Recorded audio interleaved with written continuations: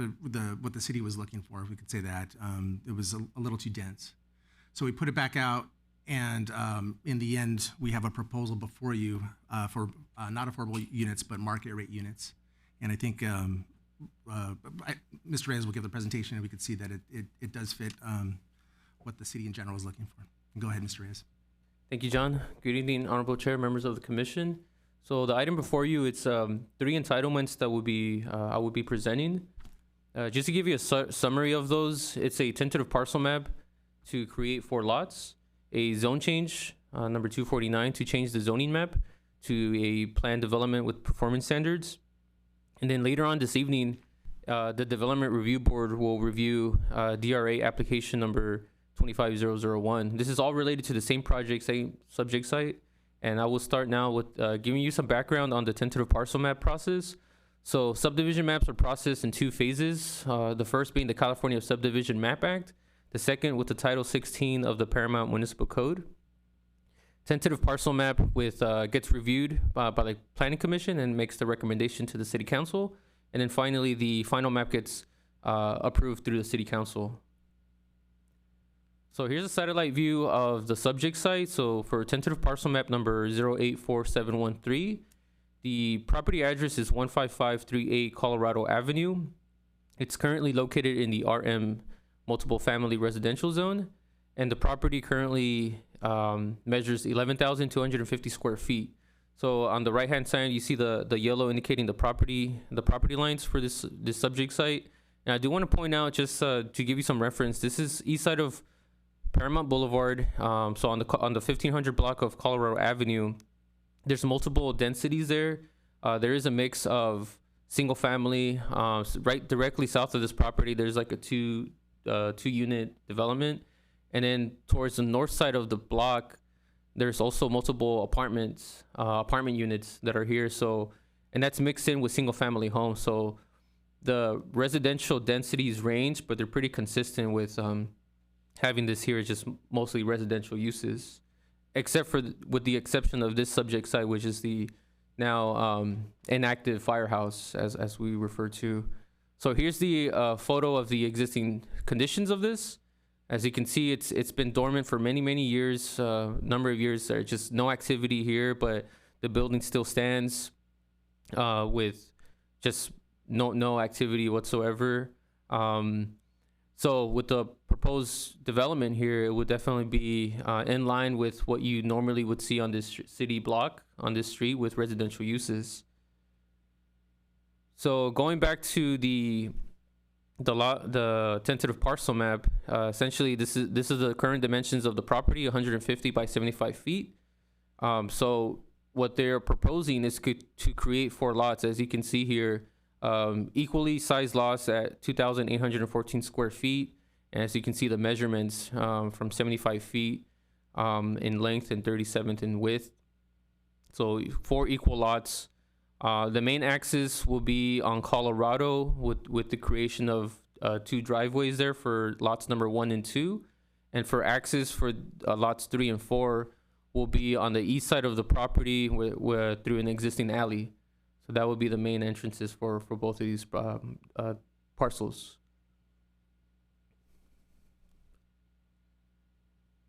So the proposed map is consistent with the applicable plan. The site is physically suitable for the type of future development, and a final parcel map shall be prepared by or under the direction of a registered civil engineer or licensed surveyor. So this just covers the tentative parcel map aspect of this project. I'm not going to go into the zone change. So the request is for Planning Commission to recommend to the City Council to approve zone change number 249. This is essentially going from the RM zone to PDPS. So that's the Plan Development with Performance Standards. So this would be, just to give you an idea of what that means or what they're trying to achieve here, this will tailor the development standards for this particular development of constructing 4 single family homes, tailored to this particular use of single family. No other subject site or no other property will be affected by this. It will be just 1 single parcel, essentially creating 4 that will be just tailored for this specific area here. So just to give you some background, in 2024, The City Council approved resolution number 24004. This was a request to change the general plan land use designation from Central Industrial District to multiple family residential. This was at the 500 block of Colorado Avenue. So essentially what this means was the land use only permitted for industrial, but now to be consistent with the zoning, which was already residential, this made it this allowed for residential development to occur, which before you have this development that's being proposed here. So just to give you a illustration of what area that is, on the left hand side you have the existing zoning uses. So the orange there indicates the RM multiple family residential. The subject site almost in the middle of the block there it's where that's where it's located. Now the proposed zone change will be PDPS, and again it would just only affect this subject site here for the development. So for the analysis, upon approval of this item, the proposed zone will be consistent with the general plan land use designation of multiple family residential. It would allow for single family detached residential development. The project would not be out of character with the surrounding zoning and the Paramount general plan, and the properties will integrate well with the surrounding neighborhood, again, consistent with the residential uses that are already in place. So now, covering the tentative parcel map and the zone change, this is the proposed development here. So just a quick run through of the proposed site plan here. There are four floor plans being four units being proposed here, each with having 2-car garage, each with guest parking. So on the west side of the property you have plans A, 1 and 2. Essentially it's the same floor plan, just mirrored based on the property there. Plan B is the other square footage, other floor plan here. Just to give you an idea of what this is pretty consistent with the development review has seen in the past with the design. As you can see, a variety of stucco, presidential lifetime shingles, different materials for the siding and stones there. So pretty consistent decorative window treatments, decorative lighting, everything that you would see. The Plan A will measure 1,972 square feet with 4 bedrooms and 2.5 baths, and we'll have a 2-car garage. Plan B, similar in scale and size, a little bit smaller at 1,772 square feet with 4 bedrooms and 3 bathrooms, and this will also have a 2-car garage. Similar materials will be used, maybe different painting or something, but it will all be consistent. That would be at the discretion of the applicant and planning department reviewing the colors and different sightings for these structures. And here's a colorful rendering of what it could look like when it's complete. As you can see, it would pretty consistent with what has been seen here in the past with different projects, landscaping, all of that nature would be a good complement to the neighborhood business in that area. So just summarizing the entitlements here, I went over the tentative parcel map to create 4 lots from 1. The zone change number 249, going from RM to PDPS, again specifically tailored for this type of development. And then for the design aspect of it, I briefly went over what it could look like once it's complete. And that will be for the development review to review that.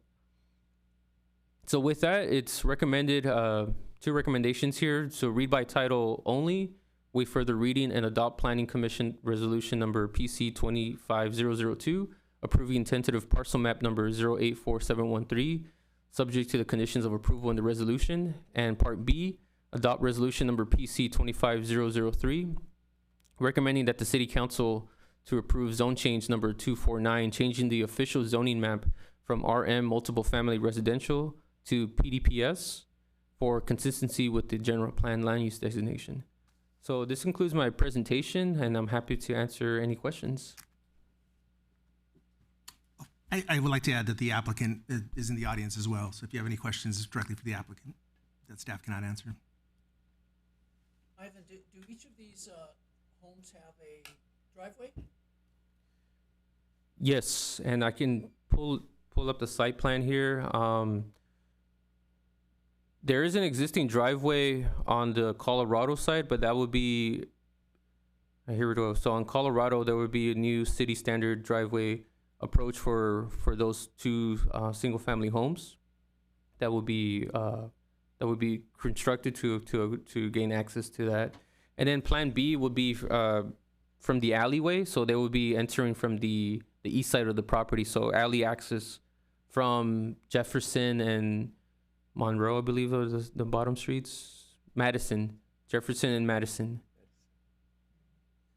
So the alley begins where that black dotted line is that right? Yeah, that's the property line for this, but yeah, essentially the directly east of that is the alleyway.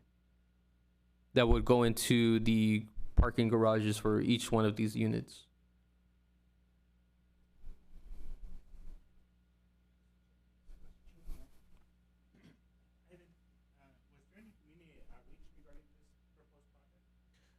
Not to the extent of what we've done in the past. In the past, we did reach out because it was a bigger area being affected by this, which was the change in the general plan, as I mentioned, to the land use designation.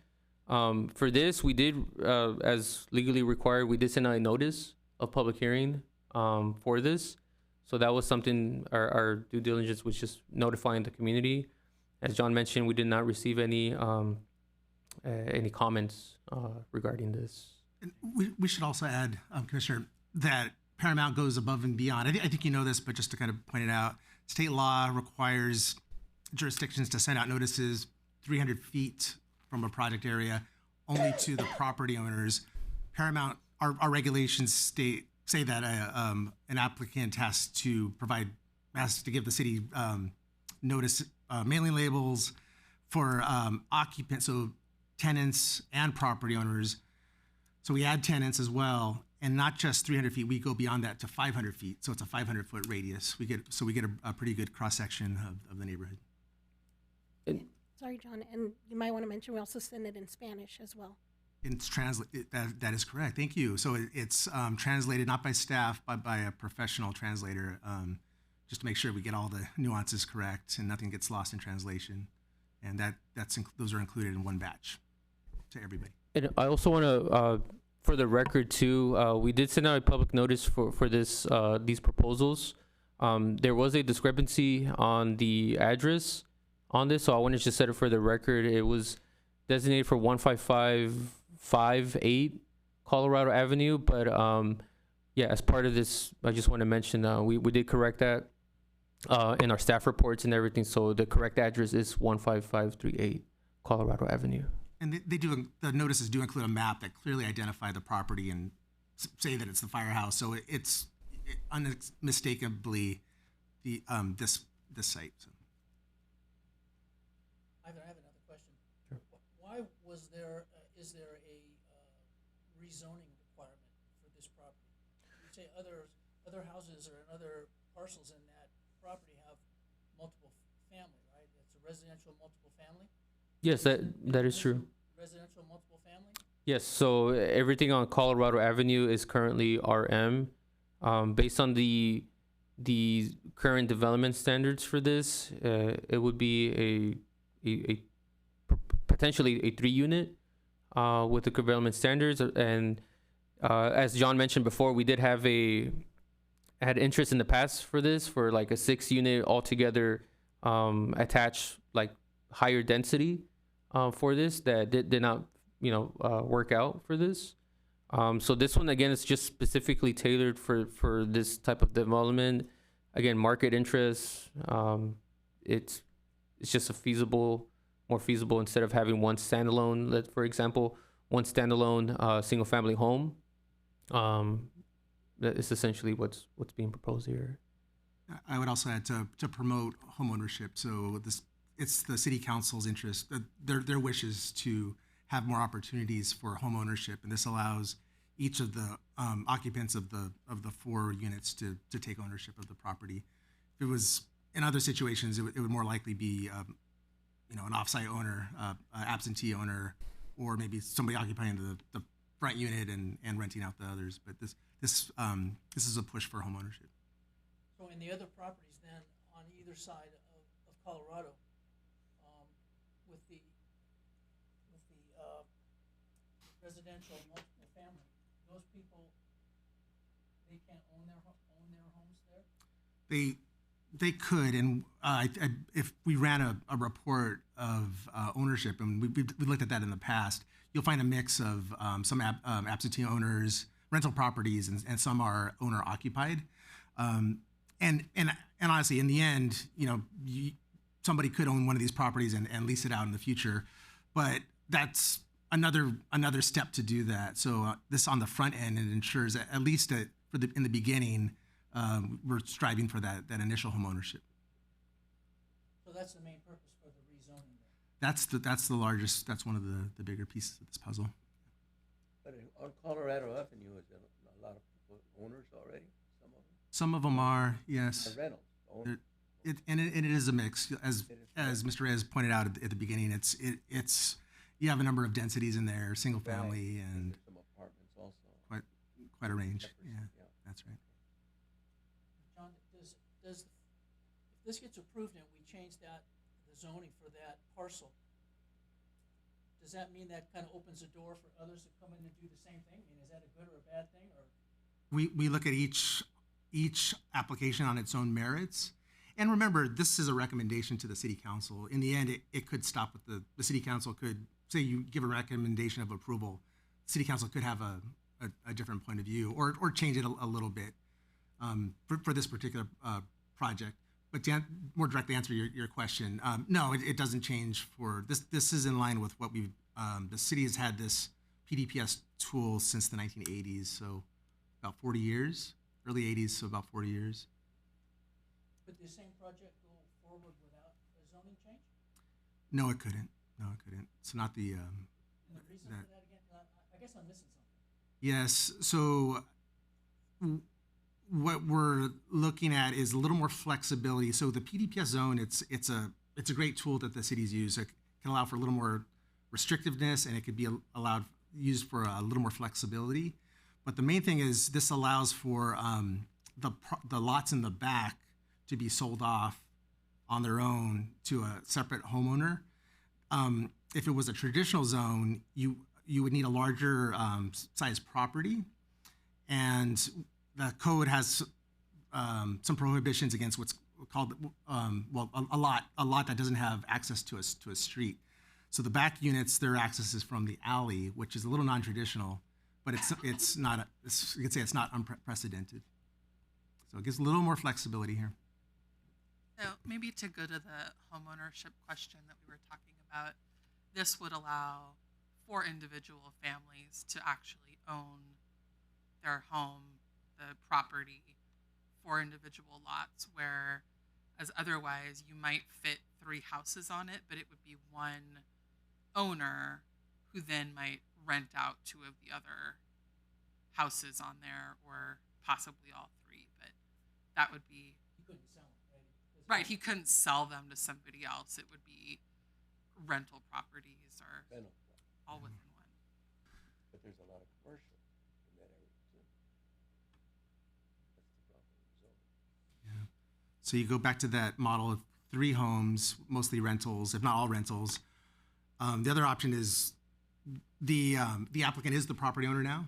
The city sold it to the applicant, went through the whole escrow process. The applicant could sell to a affordable housing developer.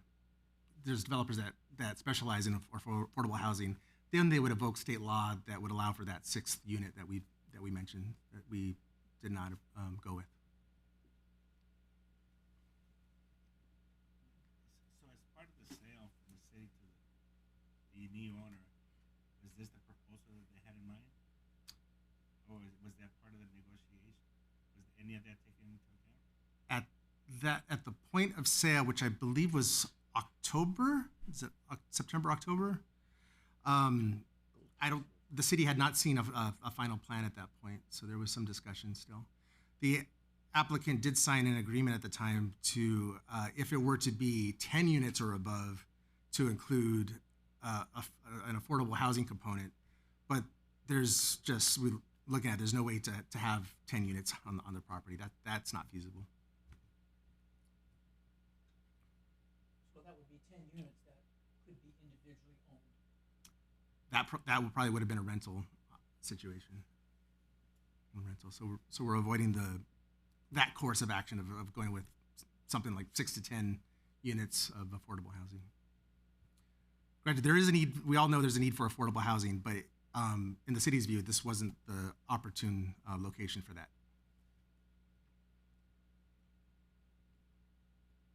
So Ivan, each of these are these homes are going to have parking for what, 4 cars? Is that what it is? 2 inside and 2 on the driveway?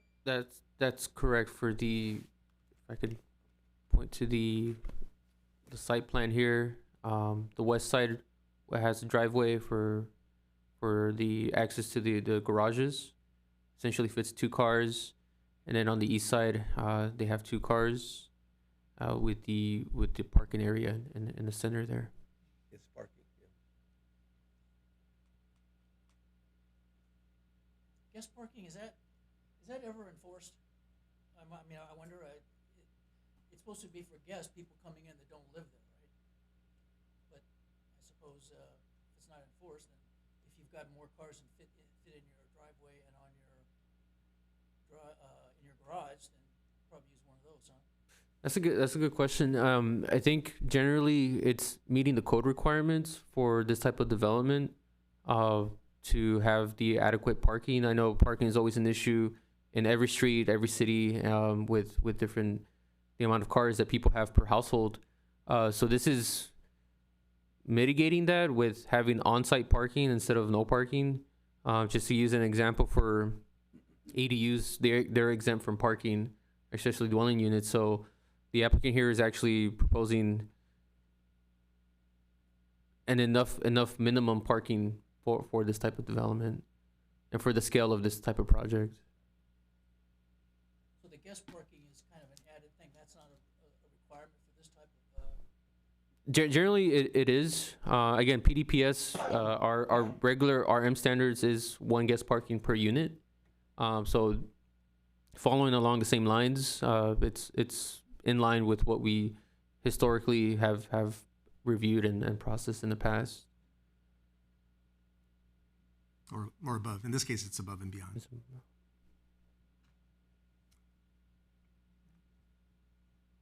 So hypothetically then, if we have a 4-bedroom home and you come in with a family of 2 parents and 3 kids, conceivably you could have 5 cars. Yeah. I guess the parking would probably have to be on the street then, huh? That type of parking? Or if you have a bigger family, maybe even potentially more. It seems like everybody has cars these days. Yeah, that's true. I guess it's really dependent on case by case, depending on the household. It's kind of hard to foresee, but I guess the applicant did do a good job of at least providing some on site, and it really just depends on who ownership ends up being. I'm trying to keep tag teaming with Mr. Reyes here, but but to the point to flexibility, some folks, they actually see a 4-bedroom home and they see, I have 2 bedrooms for our family we have now, maybe another bedroom for a future family member, but the other one, I get to work from home. I have a job that I have a home office. Although it's designed to be a bedroom, it has a closet. My studio. It's my home studio until I have another child. So you do hear about that, folks using a bedroom as a den or office. Yeah, and Mr. Chair, I think that parking in every city, and definitely in our city, is an issue. I think best plans. There was a point where I was the issue in my block. Now all my kids are gone, but other neighbors now take up that parking space. I think in this case, at least in plan, the the owner is doing its best efforts to at least provide them minimum parking.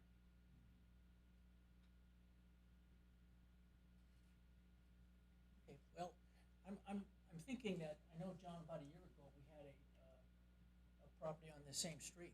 I think it was across the street, it was on the west side of the street. Right, It was a single-family home, right. and somebody wanted to come in and tear down the single-family home and put in 5 units. 5 units at Yeah, that time, And right, we had some opposition at that time, right. because of parking. And one of the big deals was that the street just west of Colorado, I forget the name now, but apparently there's some type of industry there, and that the employer doesn't have enough space for his employees, so they were parking on the street, on that street, and then they would come over to Colorado and they would take up the parking spaces there during the day on the street, and there was no place for the residents to park. We did hear from that resident, yes. The one piece of good news is that I may have shared with some of you is Carlton Forge Works. It's the largest industrial employer in town, maybe the 4th overall after you have Home Depot, Walmart, and the school district. So they employ a lot of folks at different shifts. So the city encouraged them to buy some property. Actually, the city dedicated part of Adams Street. We vacated it, so we gave it to them to help with the parking. Then they bought another property, and they actually bought it a while ago. But when are you going to develop that property for parking? We kept kind of asking them.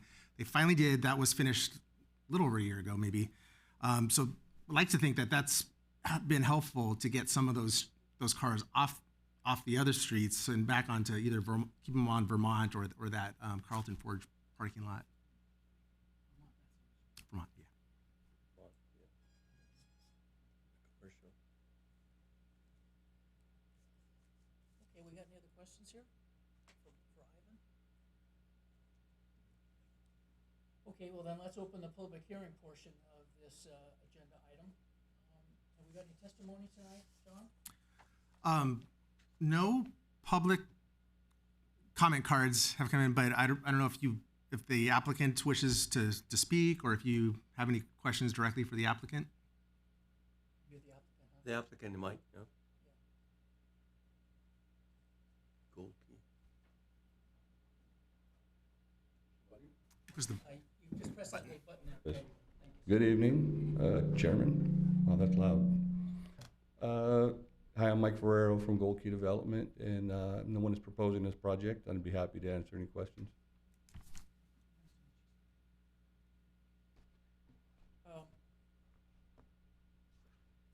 Have we got any questions for the applicant here? Yeah, question. Okay. I tell you, Mike, just to be honest with you, my concern is, it seems like you've done a good job here with your drawings and so on.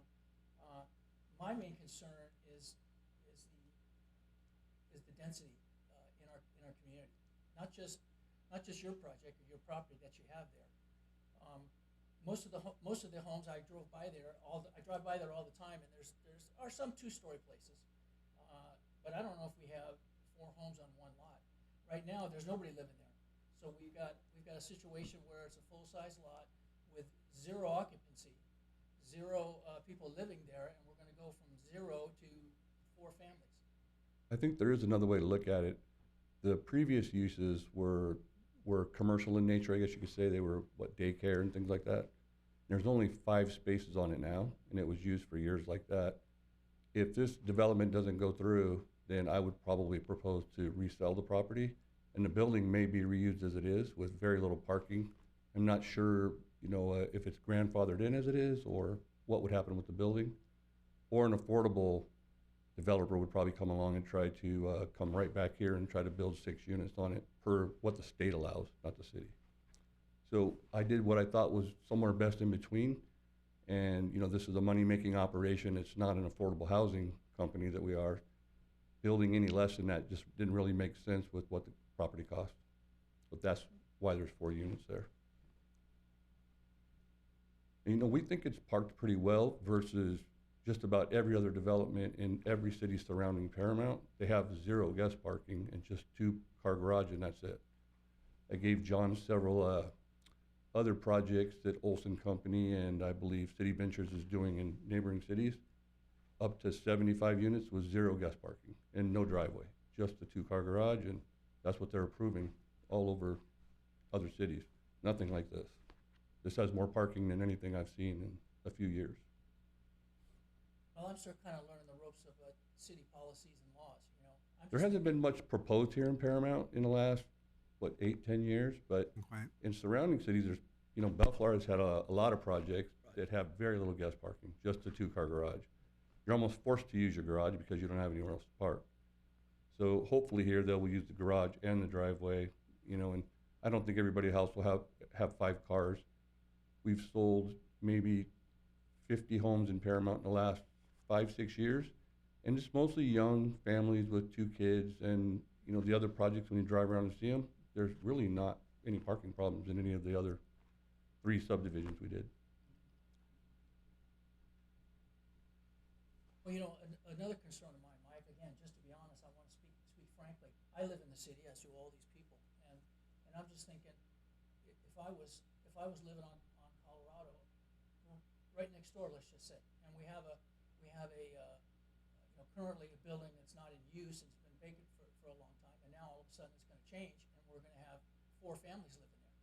I don't know if I would feel good about that, and there's probably some residents, I don't know if any of them are here, that would feel the same way about that area in Colorado. I know they voiced it before when that other property across the street did. And to be a consistent person on this committee, if I vote yes on this one and that one and yours, then if it happens to me across the street from my house, then I probably got to say yes also. They Instead were of saying, probably speaking out against that project because it was a rental property project. This is to be sold to homeowners who do treat their homes a little better than, renters that come and go. You never know how many people are living there. I don't see families in the other homes that are, ganged up with generations or anything. Most of them are just, like I said, a mom and dad and maybe a couple of 2 or 3 kids. Those other projects, if you drive around and look at them, you don't see 5 or 6 cars in front of them in any of them. So maybe it's a better quality of, new resident for Paramount that actually can buy a home, that's gotten quite expensive even here in Paramount, versus renting an apartment or renting a new a duplex or triplex or something that could be built in that neighborhood.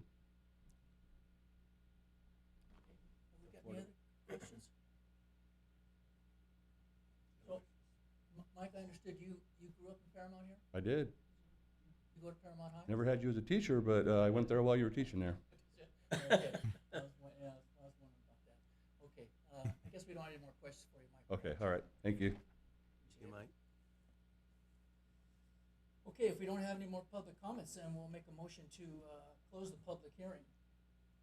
Gonzalez moved to close motion 084713. I'll second it. Okay, it's been moved and seconded. Roll call, please. Commissioner Sparza, Yes. Commissioner Gonzalez, Yes. Commissioner Moody, Yes. Chair Weisenberger. Yes. Okay, so we would like to entertain a motion here to adopt Planning Commission Resolution 25002. You have to do the both of them at the same time, John? Separate. Separately, one at a time. Okay, separately. And that's approving this request by the Colorado 4 to create 4 single-family lots out of the 1 lot currently on Colorado Avenue. Gonzalez moves to approve PC 25002. Okay, it's been moved and seconded. Roll call, please. Commissioner Sparza, Yes. Commissioner Gonzalez, Yes. Commissioner Moody, Chair Weisenberger. Yes. Okay, agenda item number 4. This is the component here. And this is a request by the Colorado 4 LP to replace ordinance number 1185, zone change of number 247. We want to change the official zoning map from RM, which is multiple family, to the plan development with performance standards. This project is exempt from CEQA pursuant to the guidelines of CEQA section 15305 class 5. And it's also exempt from CEQA section 15061B3. Okay, so we've already heard the report, so we just move forward with this. If we have any, let's open the public hearing portion of this. We got any testimony on this one, John? We do not. So let's close the public hearing, portion. We need a motion to close. I'll second it. Okay, been moved and seconded. Roll call, please. Commissioner Esparza, Yes. Commissioner Moody, Commissioner Gonzalez, Yes. Chair Weisenberger. Yes. Okay, then let's, consider a motion then to adopt Planning Commission Resolution number 25003, approving the request, to replace the ordinance, and the ordinance 1185 zone change number 247, changing the official zoning map from, RM to PDPS. We get a motion then to approve. I'll make a motion to approve PC 25003. Gonzalez seconds. Okay, it's been moved and seconded. Roll call, please. Commissioner Esparza, Yes. Commissioner Gonzalez, Yes. Commissioner Moody, Chair Weisenberger. Yes. Okay, agenda item number 5. This is a conditional use permit number 974. A request by J1 Foods Incorporated to allow the import of wholesale beer and wine at 7312 Alondra Boulevard in the PDPS zone. This project is a Class 1 exemption, categorical exemption pursuant to Article 19, Section 15301 of the CEQA guidelines. Okay, we have staff report. Yes, J1 Foods, they are actually one of Paramount's quiet success stories.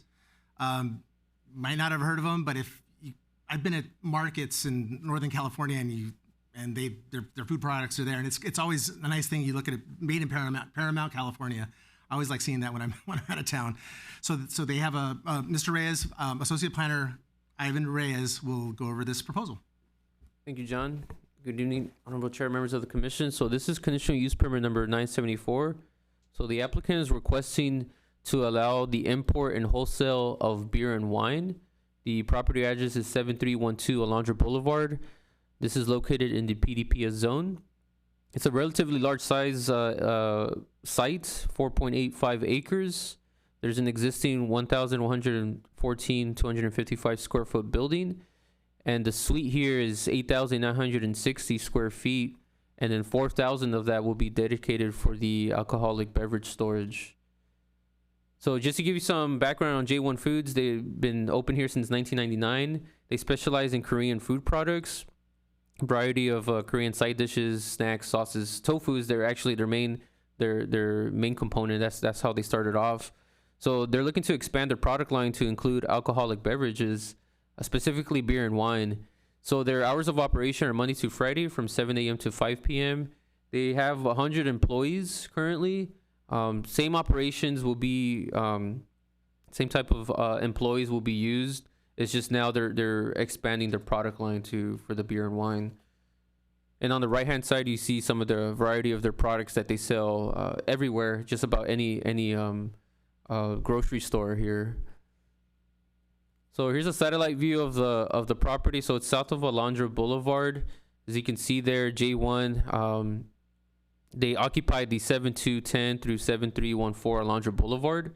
All of those buildings there, they're all put together, but J1 has slowly, throughout the years, as soon as one tenant moves out, they've been quietly just expanding there. So all of their operations are based out of here. I think there's still one that's not theirs yet, I guess. And then 7300 Alondra Boulevard, that's an existing office building. That is not part of this project.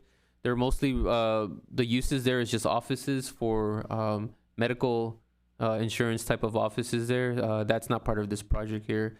And then on the yellow there, you see the subject suite. That's 7312. This is where an existing suite that would be used for the storage of alcohol. So just giving you a closer look at the site plan here. I know it's pretty busy here, but yeah, 7312 is the dedicated area in which they want to store the alcohol. And just zooming in on the floor plan, there's a variety of office spaces and the biggest thing being the warehouse. So the orange there indicates the storage area of the alcoholic beverages that they are proposing. There's an existing truck well for the type of deliveries to and from this suite. So again, just to emphasize, it would be the same operations, same amount of employees, same type of trucks that they are using. They have a total of 11 trucks that go around this property for deliveries of all of their products. They're not adding any more. They're just using, now they're going to cater one of them or two possibly to deliver this storage. So here's the existing photos of the suite. On the left-hand side, you see 7312. That's the entrance there with the truck well. They're not proposing any changes to the site, to the suite or anything for this. On the inside there, that's the warehouse, empty space where eventually they're proposing to store the alcohol. The applicant did indicate that he wants to eventually add racks for the storage of this. So that's something that planning and along with the building and safety division will review administratively for the installation of any racks there for this alcohol storage.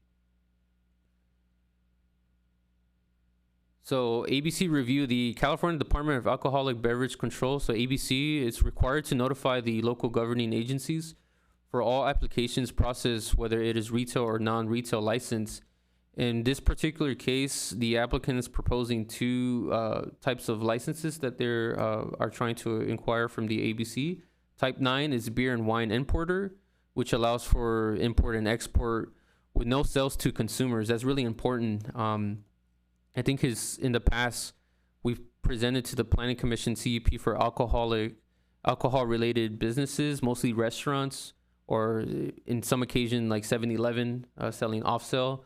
In this particular case, they are not selling directly to consumers, nor are they consuming anything on site. It's really just moving the alcohol. So type 17 is beer and wine wholesaler, permits wholesale distribution to retailers, restaurants, and other businesses authorized to sell alcohol. So I think that's the clear distinction here of what this business is trying to achieve with the products that they're selling, and specifically the beer and wine. Just authorized sellers for alcohol. ABC reviews these structured application process, so they have to provide, J1 has to provide detailed business information, there's background checks. This is a not very common request for this type of license or coming to you before the Planning Commission for this type of alcohol.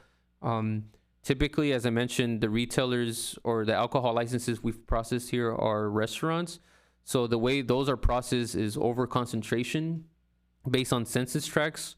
ABC reviews them based on the city where they're at, the census tract, for how they allow or how many number of alcohol licenses they sell for off sale or on sale.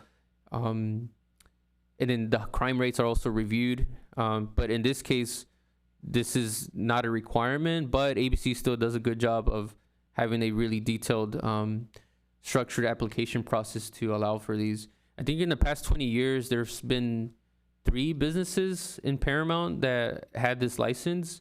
And the last time I checked, there's only one active business that just has the wholesale of alcohol. So again, not very common. So it's different from what you've seen in the past. So for the analysis, the Los Angeles County Sheriff's Department and the Paramount Public Safety Department have reviewed the requests to allow for the sale of beer and wine for import and wholesale and found no concerns. This is, again, an appropriate commercial zone and is compatible with the surrounding businesses. The location is adequate in size with sufficient parking. And I just want to highlight some conditions of approval. The applicant is required to submit a security plan for this. And again, I just want to really emphasize there is no direct public sales or consumption of alcohol for this business. So with that, we're recommended to read by title only, waive further reading, and adopt resolution number PC 25004, approving conditional use permit number 974, subject to the conditions of approval in this resolution. So this concludes my presentation, but I'm happy to answer any questions. I have one question, Ivan. As a condition of this, they have to have a security plan?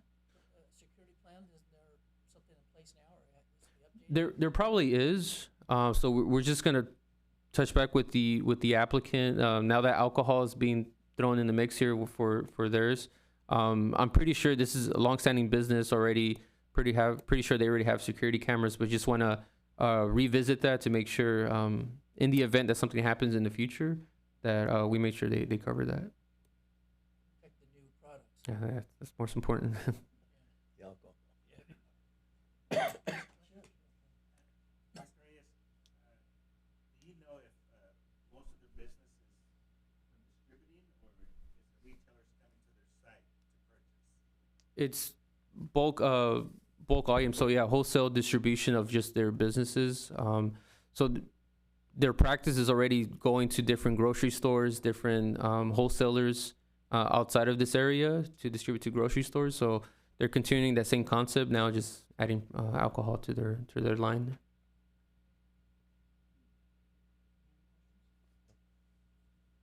Okay, let's open the public hearing portion of this agenda item. Have we got any comments?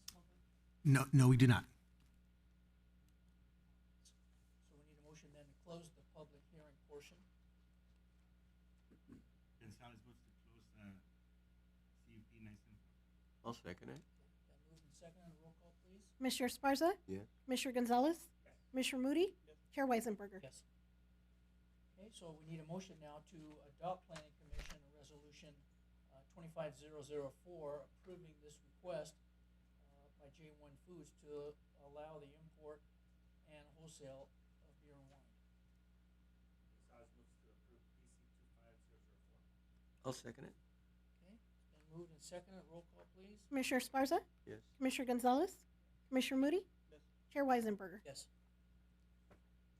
Okay, agenda item number 6, conditional use permit number 975. This is a request by Santos Armida Garcia Campana to construct a 936 square foot addition, 450 square feet on the first floor and 486 square feet on the second floor. Add that on to an existing 900 square foot single family home for a total of 1,836 square feet for the single family home, and construct a 486 square foot attached garage at 7542 Adams Street in the heavy manufacturing zone. This project is also Class 1 categorical exemption pursuant to Article 19, Section 15, 301 of the CEQA guidelines. Yes, this is another not too common type of application. We get these about every 2 or 3 years, maybe one every 2 or 3 years, and it's involving a home in a legal non-conforming home, so grandfathered home in a commercial or an industrial part of town. In those areas, you're not allowed. It's interesting. You're not allowed to construct a second unit. You're not even allowed to build an ADU. That's the one exception that the state allows cities to keep. You're not required to approve an ADU in industrial areas or commercial areas. But our code does allow, if you're an existing house or homeowner of an existing house, you can expand. Maybe a lot of homes are on the smaller side, and they go way back. If you want to add another bedroom, it has to. It requires a CUP, a conditional use permit, and development review, and it has to come up to our R2 zone standards, our medium density zone standards. So we think this fits the bill, and Assistant Planner Leslie Corrales will be giving the presentation. Good evening, Honorable Chair and members of the Commission. Today we will be reviewing CUP number 975, and this project is related to a development review application that will be reviewed later this evening. So this is a request to construct a 950 square foot addition, the first floor being 450 square feet and the second floor being 500 square feet, and also to construct a 486 square foot attached garage. The address is 7542 Adams Street. The zone is M2 heavy manufacturing. The site size is 7,500 square feet, and the current size of the home is only 900 square feet. And just as a reminder, per our code, city zoning regulations require a conditional use permit and a development review application for additions to a home in a commercial or industrial area. So here is the subject site on the map. We can see that it is located in the Central Industrial District. On the aerial view to the right, we see that there is only a single family home with Adams Street to the north and Fairlock Avenue to the west. and the yellow highlighted portion is the property line. Here is the site plan. So we have our existing new 900 square foot single family home, and then we have the proposed additions to the left, which would be 950 square feet total. That includes both the first and second floor, and then the proposed 486 square feet, 2-car garage towards Adams Street. And as you can see, the applicant will have to maintain the landscaping throughout the property and include drought tolerant plants as well. They will also be paving a driveway in their front setback leading to the garage, and that's a feature they currently do not have. So this is also to include more parking in this heavily industrial zone. Here's the floor plan for both the first floor and the second floor. On the left, we have the first floor depicting the 2-car garage and the new master bedroom with a restroom and the stairs leading to the second floor, where on the right side, we can see that there will be 1 restroom and 2 bedrooms. Here is the design, the rendering and elevations of what's being presented. Some conditions that we will have is re-roofing the existing shingle to match the new roofing material of lifetime presidential shingle throughout the house. Stone veneer accents that we can see on the north elevation that will add a architectural feature in the addition to stucco. And additionally, every entrance will have a wall-mounted light fixture as well. Here are the existing photos of the current conditions of the property. We have on the left side, we have the front of the property, and towards the rear, on the right side, we can see that there are some utilities located on the outside, but those will need to be located inside the home by the end of the project.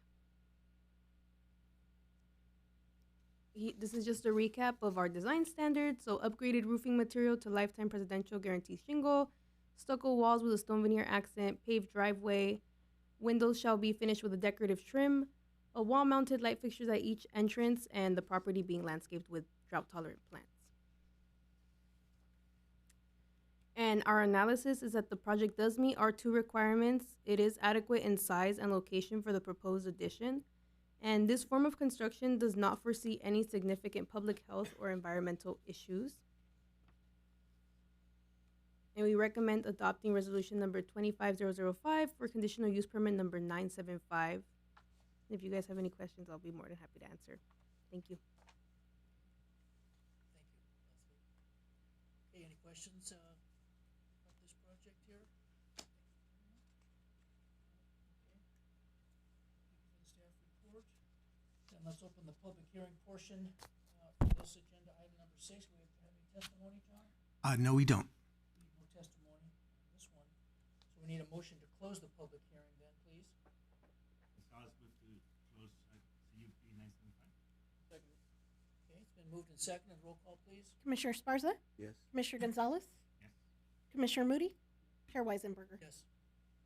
Okay, so now we need a motion then to adopt Planning Commission Resolution 25005 to approve this request to construct these additions, 950 square feet on the first floor and second floor combined to the single-family home for a total of 1,850 square feet on Adams Street. Gonzalez moves to approve PC 25005. I'll second it. Okay, it's been moved and seconded. Roll call, please. Commissioner Sparza, Yes. Commissioner Gonzalez, Yes. Commissioner Moody, Chair Weisenberger. Yes. Okay. Agenda item number 7, conditional use permit number 976, excuse me. This is a request by Brian I. Bernal Leon Imports Incorporated to operate a warehouse and distribution facility for apparel, boots, and accessories at 7245 Alondra Boulevard within the Ward Industrial Park in the heavy manufacturing zone. This project is a Class 1 categorical exemption pursuant to Article 19, Section 15301 of the CEQA guidelines. John, we have a staff report? Yes, we do. We're going to have Assistant Planner Corrales back for this one, but I just want to point out this is continuing to ensure Paramount is still on the map as one of the capitals of Western wear. You know, the rodeo and boots and leather goods, Garfield Avenue, that corridor there, it's pretty well known. So I'll hand it off to Ms. Corrales. Okay, good evening again. So I will be reviewing conditional use permit number 976 for Leon Imports Incorporated. And this is a request to operate a warehouse and distribution facility for apparel, boots, and accessories. The address being 7245 Alondra Boulevard. This is located in the Ward Industrial Park, located by Texaco and Alondra intersection. The zone is M2 heavy manufacturing. The site size is 212,800 square feet, and the suite size is 1,750 square feet. So here we have the subject site again. As you can see, it is on the western industrial side of Paramount. The aerial view shows us building A and building B of the property, and the star, that red star that you see there, depicts where the suite is located in building B. And as you can see, the property is by Alondra and Texaco. Here is the site plan of the property. The red highlighted portion is the suite that is to be occupied. And here is the floor plan of the suite inside. The first floor of the warehouse has an office, a restroom, a showcase room near the entrance, and a warehouse with racks. The mezzanine upstairs will just be a small studio space, most likely used for smaller storage and containers. Just some description of what the business consists of. The business hours are Monday through Saturday, 9 a.m. to 5 p.m. The number of employees is 3. This location will be used solely for the storage and warehousing of business-related items. And the business-related items are Western rodeo-style apparel that is distributed to retailers. And actually, their main retail store for Leon Imports is located in Huntington Park, down Pacific Boulevard. Here's the picture of the front of the suite. As you can see, we'll ask for a couple more shrubs in the landscaping on what we see on the left side in that picture, but also the restriping of the parking lot since it has organically faded over time. On the right, we have the rear of the suite where the roll-up door is. We ask that one of our conditions will be that it be cleaned up or power washed a little bit. And our analysis is that the proposed business is in the appropriate zone and in an industrial area. It is adequate in size and location for the proposed location, and the installation of racks will be in accordance with the Building and Safety Division. And we do recommend adopting resolution number 25006 for conditional use permit number 976 with the added condition to repaint, restripe Americans with Disabilities Act compliant parking stalls to new condition and maintain accordingly. That's all. If you guys have any questions, I'll be more than happy to answer. Yeah. Any questions about that presentation, commissioners? More. Allegedly, it wasn't very clear to me.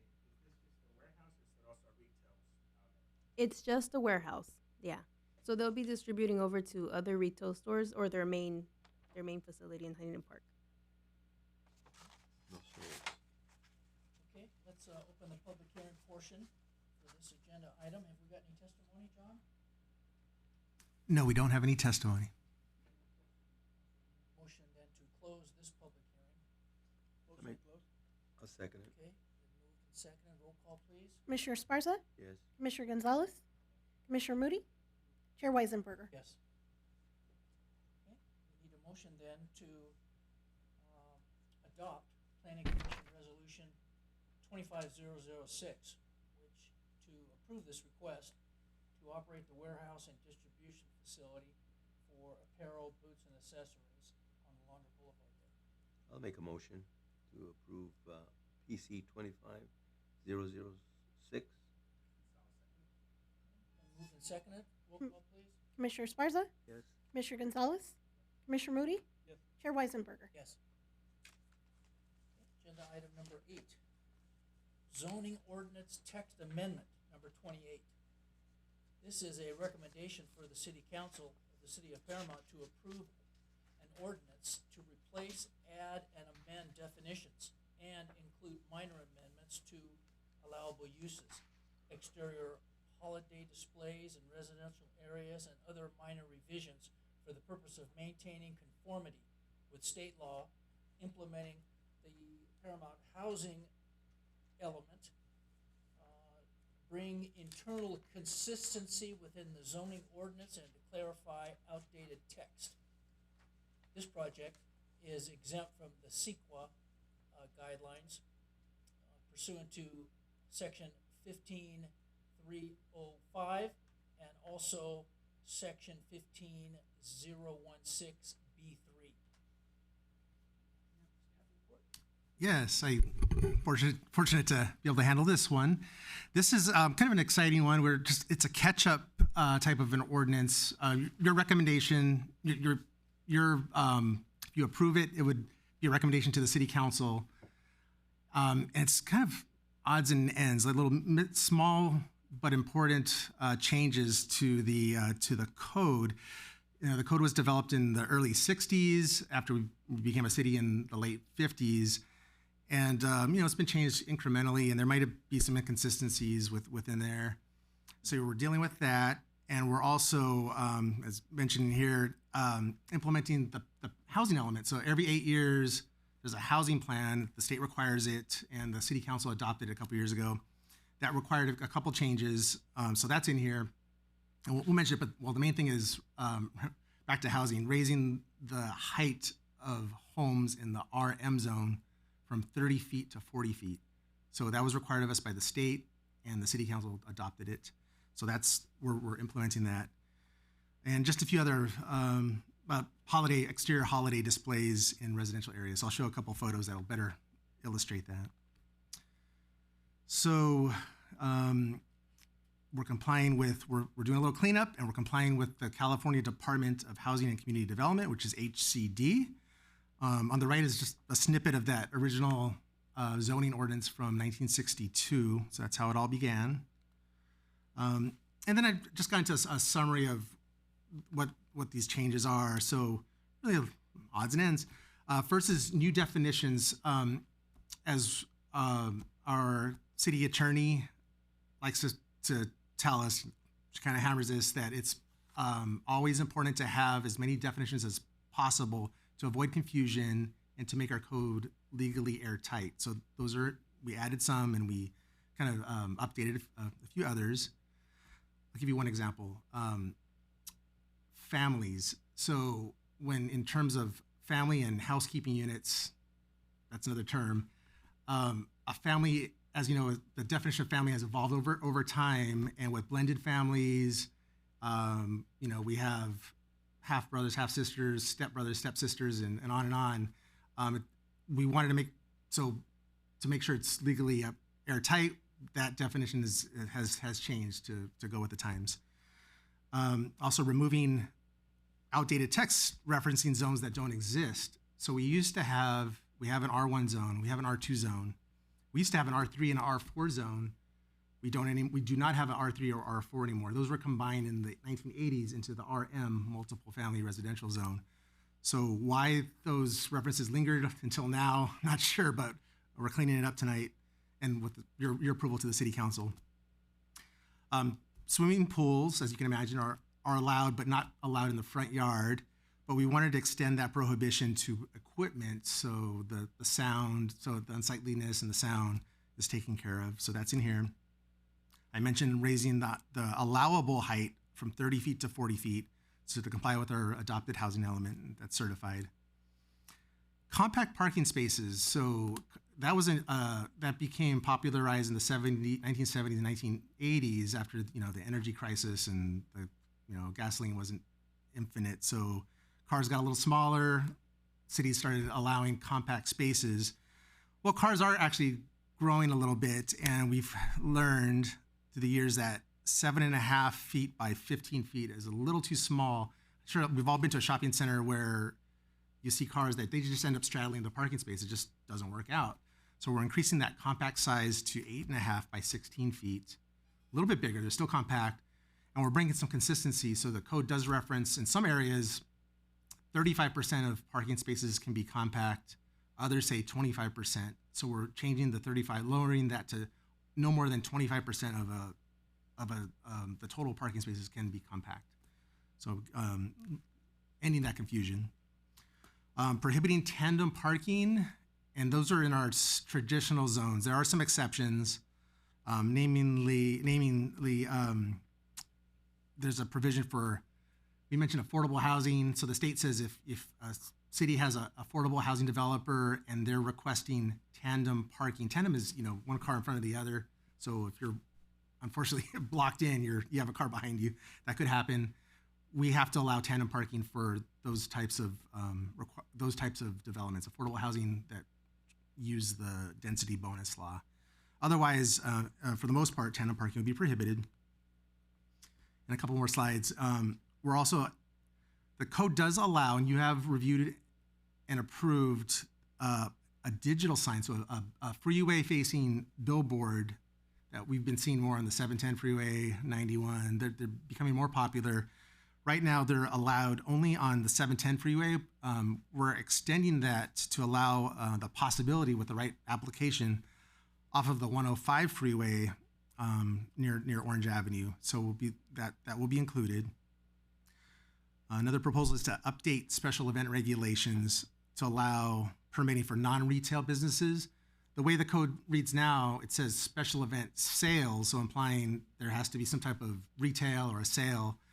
Well, informally, to be business friendly through the years, the planning department has reviewed and approved special event permit applications for service-based businesses,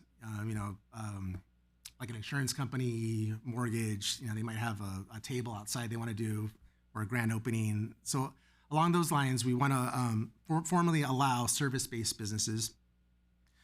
And then updating public hearing notice regulations. Back to the state passing laws every year. So the state passed the law, and the governor signed it last year, changing public noticing. So some applications, before applications required, public hearings required a 10-day notice period for certain ones for a zone change and for a code amendment, like what this is, a zoning ordinance text amendment. It's now increased to a 20-day noticing period, I guess, to give folks a little more time to review a proposal. So we want to comply with state law. We already have. We've started this January 1st, but we want to formally put it into the code. And now here's our seasonal regulations. We want to introduce regulations regulating exterior holiday decorations, and this might be a little interesting, but we have received some concerns, some complaints from some members of the community. Council members get these phone calls about neighbors who have here's some couple skeletons or Halloween decorations all year round. So we don't want to be kind of bah humbug or that kind of thing, but there's already this would only be enforced for some kind of extreme situations. It's not something we're going to run to. It's not going to be a holiday decoration police or anything like that. But we do want to have it on the books as a tool, just in case if there's something that for the typical person considers tasteless throughout the year, I guess. So that's it in a nutshell. There's a number of other, we can go through the definition changes if you like, or any other questions you might have, but I'm happy to answer them. And this is an important opportunity for our city attorney, Thorson, if she has any feedback for us. Question, 40 feet tall building on a block? And that's, yes, so that may sound a little off the wall. So the state is requiring that, and their thought is to accommodate. So now it's 30 feet, and the idea for 30 feet is to accommodate a 3-story structure, a 3-story building. The state's saying, and they may be right on this, and we have some developers in the audience.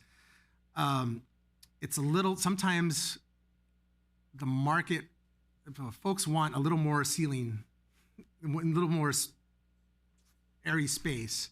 So in some cases, it can be a challenge to meet that 30 feet.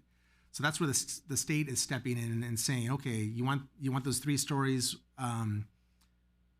raise it up to 40, so you have a comfortable home for residents. So we're doing that to comply with state law and to match what the council approved a couple years ago.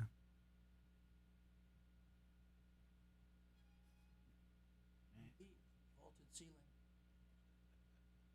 You don't need 40 feet for a vaulted ceiling.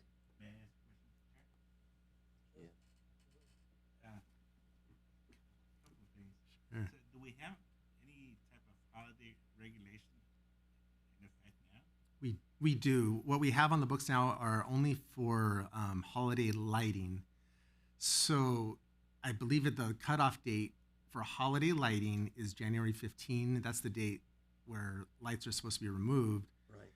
That there is a little bit of enforcement. I'll admit, the public safety department is in charge of that. If they do a little, audit the city, I guess they go into sectors and review, and anyone who has, and there's a little bit of a waiting period and a grace period, but if they're still there, they do send out a letter, and that starts the process. And now, as far as the compact parking space, what is the state standard? I have not seen a state standard on that. We did a little. It's been a couple years, but we did a survey of other cities, and what we landed at with the 8.5 by 16 seemed to be the most commonly used dimension from other cities. So do we know if the state has a standard? Or? I'm 99% comfortable saying there's not. I don't know if the city attorney is. I don't know that answer off the top of my head, but we could find that out if there is something. 8.5 seems to accommodate much better. So conceivably, the 8.5 by whatever it is, 16, 16 that we're right. designating for compact cars, that could be the same standard for a full-size car? No, a full-size car is 180 square feet, and typically that's 20 by 9, right? Or 18 by 10 or 20 by 9 are the most commonly used dimensions for standard parking spaces. 180 square feet.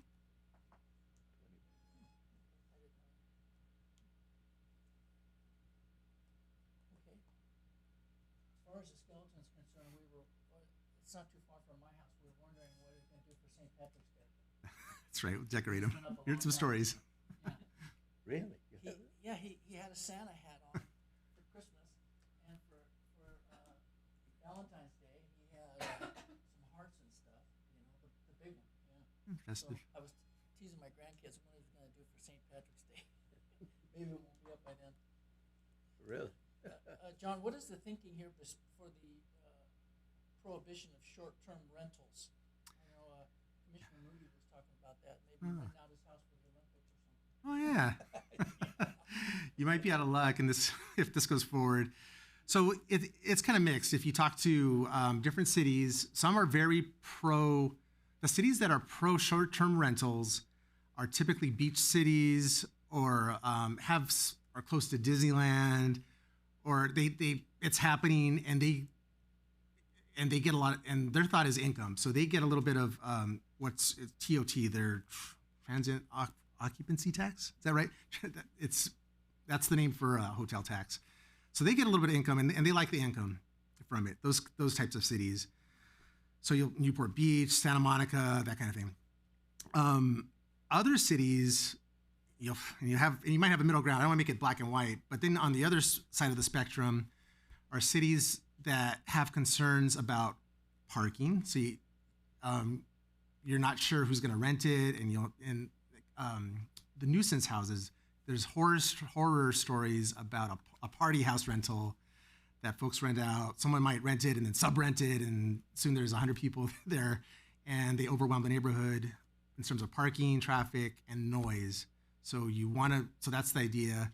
If you're not taking in the income and have a way for that income to pay for more patrols or public safety, then a city's probably in a bad position with short-term rentals. We currently prohibit them for ADUs. They're not allowed for ADUs, and this would extend that prohibition citywide. The other thing is, for housing advocates, they point out that any home that it's used as a vacation house or for rental like that, you're taking a home out of the housing market. That's one less house that could be housing somebody, and that kind of skews the housing availability and affordability. So No Airbnbs is the Better thought there. And, honestly, we don't have too many. We've done, every time we've checked, we've come up with maybe two or three. So it might impact 2 or 3 folks. Yeah. Okay, sorry, Commissioner Moody. Sorry. Sorry. Bed and breakfast. Okay, so any other questions about this one? All right, let's open the public hearing portion then for agenda item number 8. We have any public testimony? No, we don't. So let's close the public hearing portion of this one. Motion, please. So let's move to close motion for amendment number 28. Okay, been moved and seconded. Roll call, please. Commissioner Sparza, Yes. Commissioner Gonzalez, Yes. Commissioner Moody, Chair Weisenberger. Yes. Okay, so now we need to consider a motion to adopt Planning Commission Resolution number 25008, recommending that the City Council approve the zoning ordinance text amendment number 28, and all those things that we talked about. Okay, I'll make a motion to approve 25008 Sounds on the amendment number 28. Okay, good. Been moved and seconded. Commissioner Sparza, Yes. Commissioner Gonzalez, yes. Commissioner Moody, Chair Weisenberger. Yes. Okay, agenda item number 9, general plan amendment number 25-1. This is a recommendation for the City Council of the City of Paramount to revise the health and safety element of the Paramount General Plan to adopt the local hazard mitigation plan with language in compliance with Assembly Bill number AB 2140. This project is exempt from the CEQA guidelines according to section 15061B3. Staff report on this one? Yes, this is a bit of a procedural or administrative type of application, and we'll get the slides up in a moment. There we go. And this has to do with combining two documents that we work with at the city, and one is with the planning department, and the other is public safety. And we work well together, and we're happy to say that we came together and have this before you this evening to be in compliance with AB 2140. I forgot the number. So the two key documents. One is the general plan. The general plan is our blueprint for the future, kind of mapping out development for the long-range view. And the last time Paramount updated the general plan comprehensively was in 2007. We're looking at hopefully doing that later this year or next fiscal year to re-up it.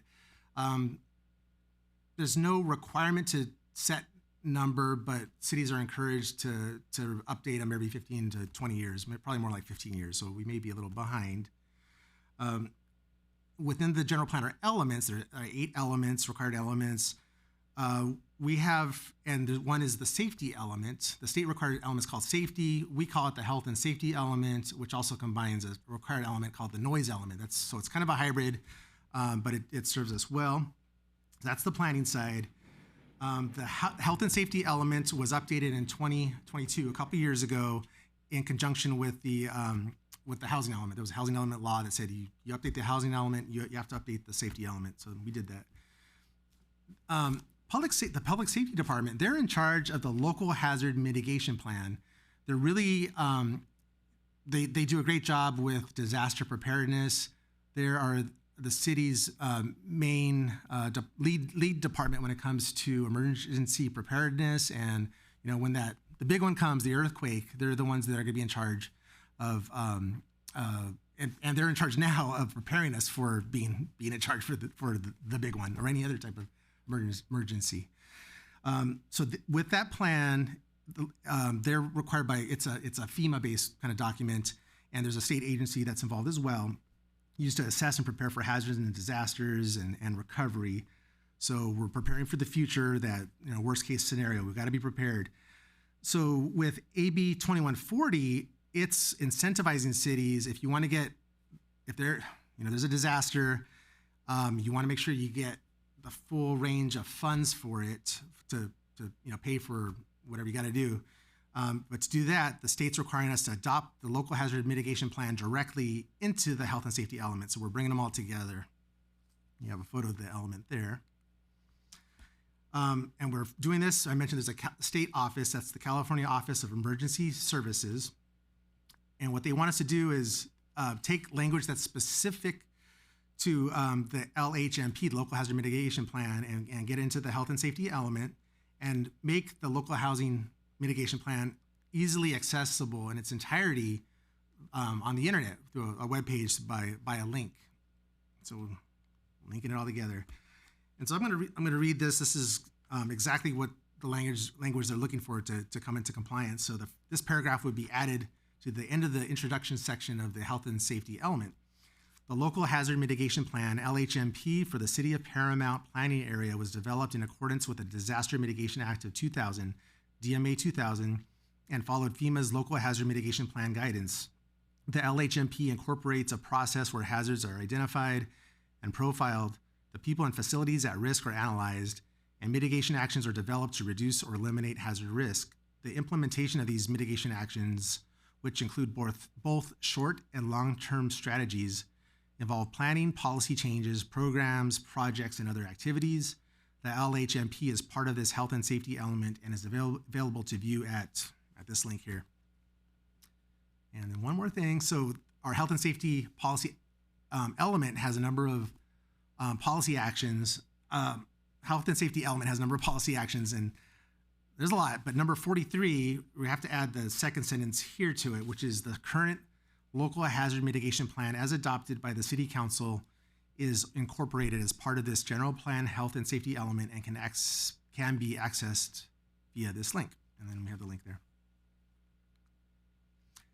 And that's really it. We want to do our best for Paramount. We don't want a disaster, but if and when that disaster does strike, we want to get all available funds. That concludes my presentation. Sure. Questions for Mr. King? Yeah, I got a question. You got like a colored box with water in it or something, or nothing like that? A what box? I'm sorry. You know, like the steel boxes that they have, goes on trucks. A lot of people got, sitting there and full of water. Oh, the city staff. I believe there is an extra supply in our emergency operations center. Yes, Where is the emergency operations center? it's out of the sheriff's station, the sheriff's substation at Paramount in Somerset. Oh, Is it like a big storage container? They have a storage. They have a couple storage facilities. They have the actual operations center, which is their multi-purpose meeting room, and that transforms into the center. And then outside in their back parking lot area, I believe that's where they have another storage unit that has all the other goods. Right. And there's more. We have a backup center at the Public Works Yard. That was our former center. It's still a backup. Works, right? Yeah. Exactly, because you never know. Works, that's what. Is this Why I got a fence. more a reaction to a natural disaster, or does it cover any disaster? It could be anything, and maybe it's something we haven't thought about. You remember, but was it 20, 25 years ago, there was the microburst that struck and the mobile homes off Garfield Avenue. They got hit pretty badly. Then FEMA came out and channeled some funds out to those residents. Must be close to my building. Oh, yeah, that too, over in the industrial area. Yeah. So we never know. Could be, we have a rail line, we have other uses, and we just want to be prepared. Yep. Okay, let's open the public hearing portion for agenda number 9. Have we got any testimony tonight, John, for this one? No, we do not. Testimony. Then we need a motion to close the public hearing. I'll make a motion in order for PC 25009. Then moved and seconded. Roll call, please. Commissioner Sparza, Yes. Commissioner Gonzalez, Yes. Commissioner Moody, Chair Weisenberger. Yes. Okay, so let's now consider a motion to adopt resolution number 25009, recommending that the city council revise the health and safety element of the Paramount General Plan to adopt the local hazard mitigation plan with the language in compliance with State Bill 2140. We need a motion to approve. Gonzalez moves to adopt PC 25009. Okay, it's been moved and seconded. Roll call, please. Commissioner Sparza, Yes. Commissioner Gonzalez, Yes. Commissioner Moody, Chair Weisenberger. Yes. Okay, agenda item number 10, oral reports. We got one tonight, John, for the city council action? Yes, very, very brief. A couple meetings ago, or it was the last meeting, the city council formally adopted changes to our mobile food vendor ordinance that Assistant Planner Leslie Corrales worked on. She worked very hard on that. So that updated just some minor changes, but the big thing was the council was allowing an extra hour of sales into the evening. So that's a plus for the food truck operators, and it turns out they're kind of coexisting with the brick and mortar restaurants. It has not overwhelmed them, luckily or thankfully. Is that just for the summertime, you think, John, or is it going to be permanent? That's ongoing if they apply for it. So far, we have no applications. Well, actually, it doesn't take effect until 30 days after that approval. But we haven't heard any specifics on who will take us up on that change. We do expect a few, so into the summer, and it could very well continue year round. Let's move to agenda item number 11. Any comments from our city attorney? No comments tonight. How about our commissioners? Any comments? All right, how about from staff? Any comments tonight from staff? Yes, I have a few. Just a few things.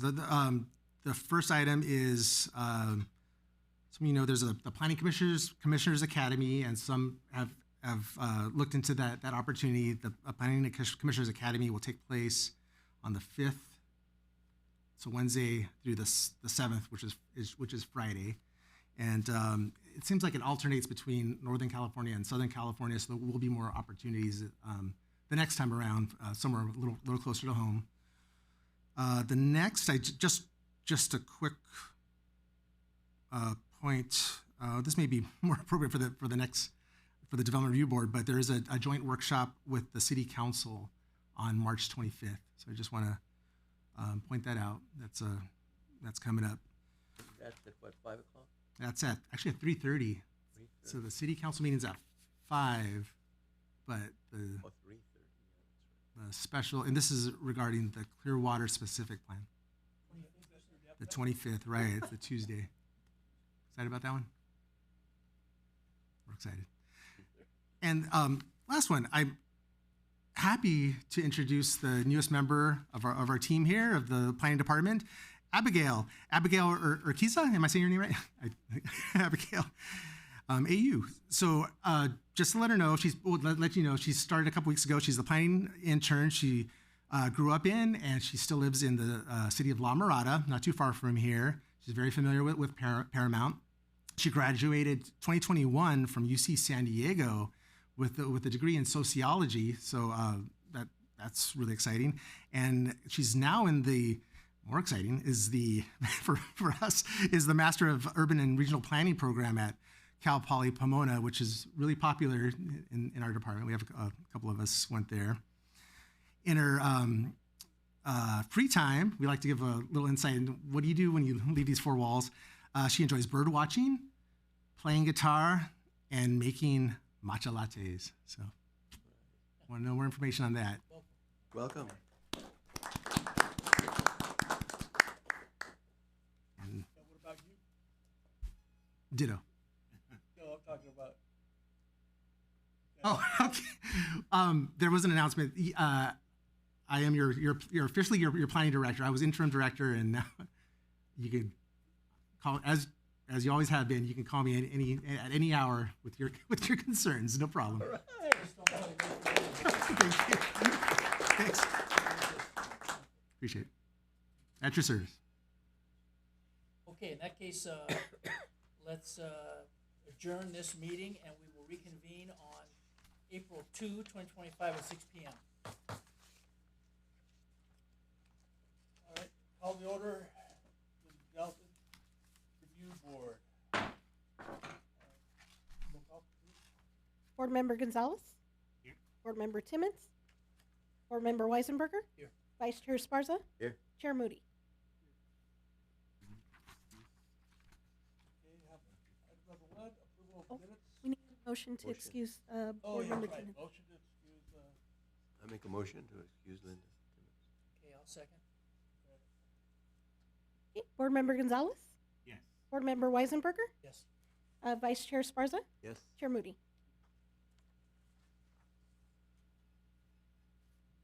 Now, item number one, approval of the minutes from, January 27th, 25. And a motion to approve the Okay, minutes. I move to approve. I'll second it. Board Member Gonzalez, Abstain? Board Member Weisenberger, Yes. Vice Chair Sparza, Yes. Chair Moody.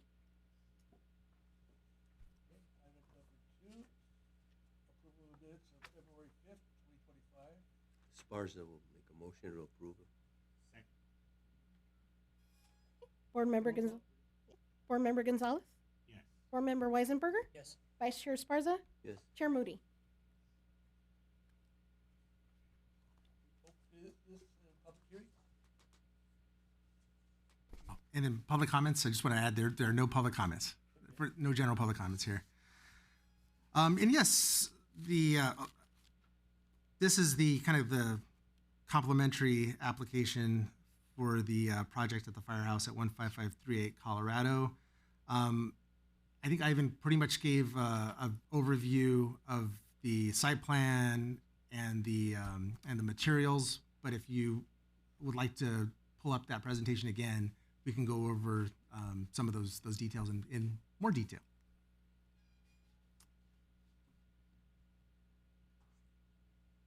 You want it? I'm good. I'm good. I'm good too. Yeah. I'm all right. Okay, item number three, development review, application number 25-001. Next item is a request by Colorado 4 LP to construct single-family houses at 15538 Colorado Avenue in the RM multifamily residential zone. Key, do we have a report? And that's the one that it sounds like you're okay with the information you already have.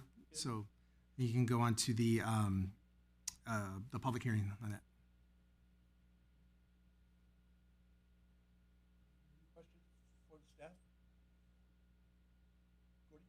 No, I don't have any questions on this one. No, I don't need it.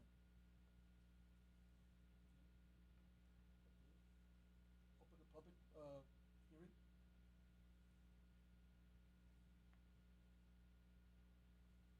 And there are no comments for this project.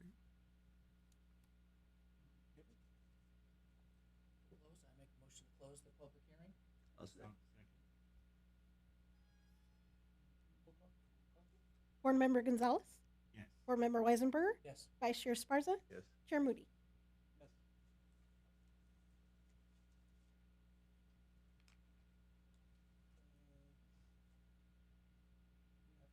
We have a motion to close the public hearing? We motion to approve. We have a motion to approve request by Colorado 4 LP to construct 4 single homes at the 15538 Colorado Avenue in the RM residential zone. I'll make a motion to approve it. Gonzalez, second. Roll call? Board Member Gonzalez, Yes. Board Member Weisenberger, Vice Chair Sparza, Yes. Chair Moody.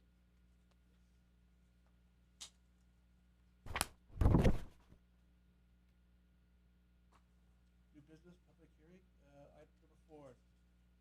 Development review application number 25-002. The next item is a request by Santos Armina Garcia Campagna to construct a 936 square foot addition, 450 square feet the first floor and 486 square feet in the second, to an existing 900 square foot house, for a total of 1,836 square feet. Single-family home, construct a 486 square foot attached garage at 7542 Adams Street into heavy manufacturing zone. Mr. King, do we have a report? Yes, we do. And as with the previous application, this is kind of a companion application to what you heard in the Planning Commission portion of the meeting. And similarly, if you'd like to go back to take a look at that presentation, Assistant Planner Corrales can pull it up, or you could just proceed. I'm good, I don't need to. I don't need it. I don't need it. Are there any questions for the staff? Nope. Okay.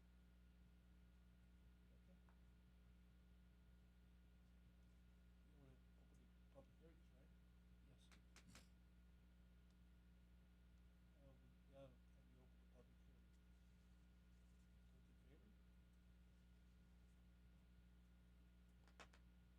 Yeah, we opened it. Yeah.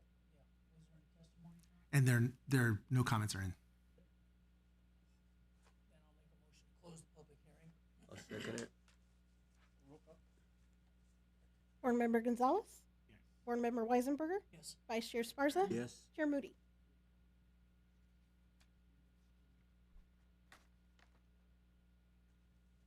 We have a motion to approve the request by Santos Lavina Garcia Campana to construct a 936 square foot addition, 450 square foot on the first floor and 486 square feet on the second floor.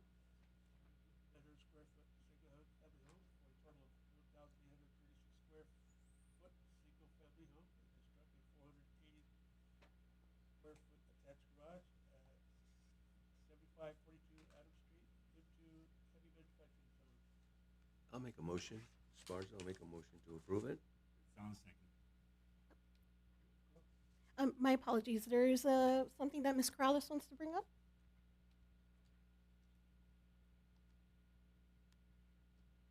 Sorry, it just seems that the numbers are incorrect on that item sheet. The first floor, sorry, give me 1 second. The first floor is 450. The second floor is 500 square feet, for a total of 1850 square feet of a home. Just wanted to put that on record. Thank you. How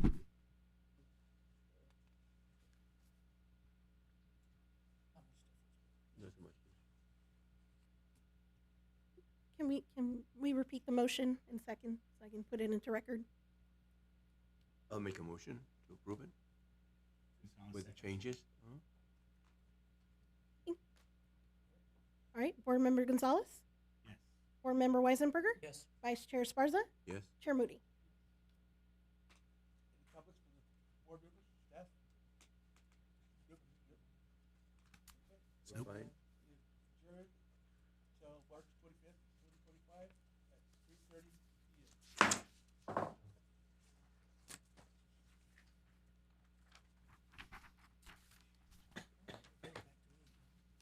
You got it. Okay. Like to call the Paramount Economic Development Board to order. Roll call on members, please. Board Member Sparza? Here. Board Member Gonzalez? Here. Board Member Moody? Vice Chair Weisenberger? Here. Chair Timmons? I'd like to make a motion to excuse Chair Timmons. I'll second it. Okay, it's been moved and seconded. Roll call, please. Board Member Sparza? Yes. Board Member Gonzalez? Yes. Board Member Moody? Vice Chair Weisenberger? Yes. Agenda item number 1 is to approve the minutes from our January 27th meeting. Need a motion to approve? Motion to approve? I'll second it. Okay, it's been moved and seconded. Roll call, please. Board Member Sparza? Yes. Board Member Gonzalez? Same. Board Member Moody? Vice Chair Weisenberger? Yes. Agenda item number 2, approval of minutes for February 5th, 2025. I'll make a motion to approve them. Been moved and seconded. Roll call, please. Board Member Sparza? Yes. Board Member Gonzalez? Yes. Board Member Moody? Yes. Vice Chair Weisenberger? Yes. Okay, any public comments tonight, John? No, we don't have any public comments for this. Okay, let's go to agenda item number 3, which is oral reports from the economic impact of the Los Santos wildfires. Yes, and for this, management analyst Sol Bejarano will be giving the presentation. I might be stealing her thunder here, but she had a lot of help from. We actually have a volunteer intern genius who's helping. She's been pitching in, and her her name's Joanna. So Joanna did the bulk of the work. So we wish you could be here this evening, but you may be able to meet her at a future meeting. Volunteer intern, you say? She's a unpaid intern. And thank you, John. Good evening, board members. As he mentioned, this presentation was put together by our very wise planning, I'm just calling her planning intern. She's doing a lot of good work. And her name is Joanna Crespo. She's currently a UCI student studying for planning as well. And tonight's presentation focuses on the economic impacts of the LA wildfires that burned nonstop for 24 days, with wind speeds exceeding 100 miles per hour in some areas. The fires did spread quickly, destroying almost everything in its path. So economic studies have been conducted, and it is estimated that the fires have caused upwards of $200 billion in combined losses. This includes the value of property loss, wages, and insured loss. The picture depicted to the right shows the areas of the fires that burned for almost an entire month. They are, however, all 100% contained. So what comes after the fires, and how does it affect different stages? In this case, the fires have caused additional stressors when it comes to the difficulty in finding affordable housing. As you know, many county residents know of someone or know someone personally affected by these fires, devastating fires. Obviously, this puts financial pressures for property owners and renters, and for business owners as well, for those facing job losses and/or home repairs. So some property owners may not be able to afford to rebuild, and with the LA housing market becoming increasingly unaffordable, this may cause a migration shift. So leaving to question how many will choose to remain and rebuild, and how many will opt to move out to surrounding neighborhoods, counties, or a different state altogether. It is also important to note that this kind of devastation may also pose, mental health challenges. There's a lot of firefighters and even survivors of the wildfires described it as almost war zone-like, which is devastating. And what comes next? So rebuilding will be a challenge, as it is important to remember that it will take a lot of money, investment, and patience.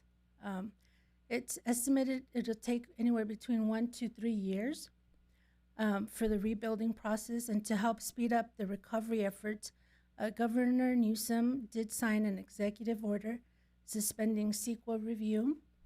Additionally, the city and county of LA have opened a couple of one-stop rebuilding centers to help property owners navigate their way through each step of the rebuilding process.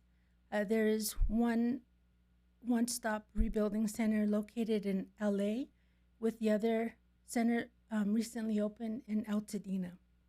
So property owners here can receive information, guidance, and expedited services from multiple agencies, all under one roof. It's also noteworthy to mention that they have created an online permitting portal as well. So if you're unable to go in person, you can always go online and find any available resources to you that the city or county may offer. And how will this impact Paramount? We think, it didn't happen here, but ultimately the effects economically are trickle down, and it's far-reaching, and it will impact Paramount, whether it be, with additional residents coming to Paramount, or increasing the demand for housing in nearby cities, and we have multiple more people looking for the same. We have multiple people looking for homes, but we have limited stock. So residents may see higher premium to keep their homes insured. Once the rebuilding efforts start, certain industries will be in high demand. So here we'd like to think of contractors, plumbers, fire sprinkler companies, any industry that's capable of assisting in this rebuilding effort. Those trades, the demand for those trades increase, so costs for their services may go up. Additionally, it may become more difficult to find contractors for Paramount residents wanting to do improvements because they'll all be tied up rebuilding, in those areas affected by the wildfires. So people will be more cautious when spending their money. So this leads to state and local governments collecting less, which inevitably leads to the possibility of a decrease in funding for programs that the city may usually count on. A lot more people will be competing for the same rental unit or home on the market. And with that concludes my presentation. I'll be happy to answer any questions.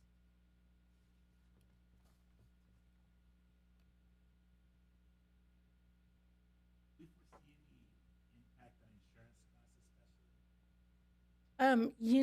especially? Recently State Farm did propose an increase already. I'm not sure if it's gotten approved by the Commissioner Laura, I believe, State Insurance Commissioner. So, yeah, they may some insurance companies may opt to pull out of the market altogether and leave the state and go elsewhere. So it just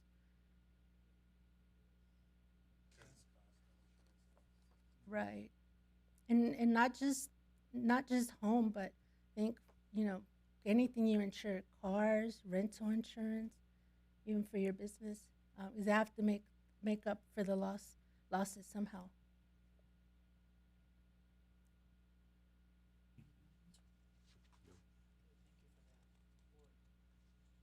Agenda item number 4, any comments from our board members? Comments from staff? No comments from staff.